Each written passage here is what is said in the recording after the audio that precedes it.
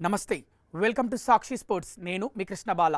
వరుసగా 3 పరాజయాల్లో ఓటమి పాలైన టీమిండియా మరో ఆసక్తికర సిరీస్కు సిద్ధమైంది. జింబాబ్వే పర్యటనలో భాగంగా 3 టీ20ల సిరీస్ ఆడనుంది. జూలై 23న హరారే వేదికగా జరిగే తొలి మ్యాచ్తో ఈ సిరీస్కు తెరలేవనుంది. ఐసీసీ టీ20 ప్రపంచ కప్ విజయం తర్వాత టీమిండియా ఆడిన 7 మ్యాచ్ల్లో ఒక్క విజయం సాధించలేకపోయింది. పసికూన ఐర్లాండ్ చేతిలో 2-0తో క్లీన్ స్వీప్ అయిన టీమిండియా ఇంగ్లాండ్తో 4-0తో వైట్ వాష్ అయింది.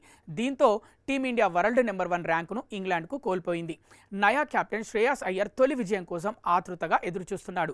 మరింత యంగ్ టీంతో జింబాబ్వేకు చేరుకున్న అయ్యర్ ఈ పర్యటనలోనైనా విజయం సాధిస్తాడా లేక పరాజయాల పరంపర కొనసాగిస్తాడా అనేది ఆసక్తికరంగా మారింది.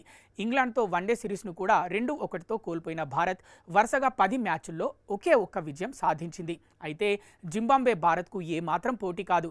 2015 నుంచి ఆ జట్టు ఒక్కసారి కూడా భారత్ను ఓడించలేదు. కానీ పసికూన ఐర్లాండ్ చేతిలో ఓడిన టీమిండియాకు షాక్ ఇవ్వాలని జింబాబ్వే కూడా భావిస్తోంది. ఇక team India teenage sensation Vaibhav Suryavanshi బరిలోకి దిగుతుండడంతో ఈ సిరీస్పై సర్వత్రా ఆసక్తి నెలకొంది.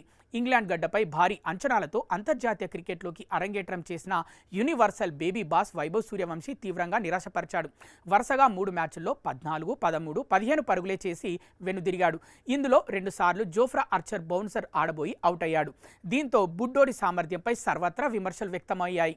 ఈ పేలవ ప్రదర్శనతో తుది జట్టులో చోటు కోల్పోయిన 15 ఏళ్ల వైభవ్ సూర్యవంశీకి జింబాబ్వే పర్యటన చక్కటి అవకాశం. ఎందుకంటే ఈ సిరీస్ నుంచి సంజు శాంసన్కు విశ్రాంతి కల్పించారు.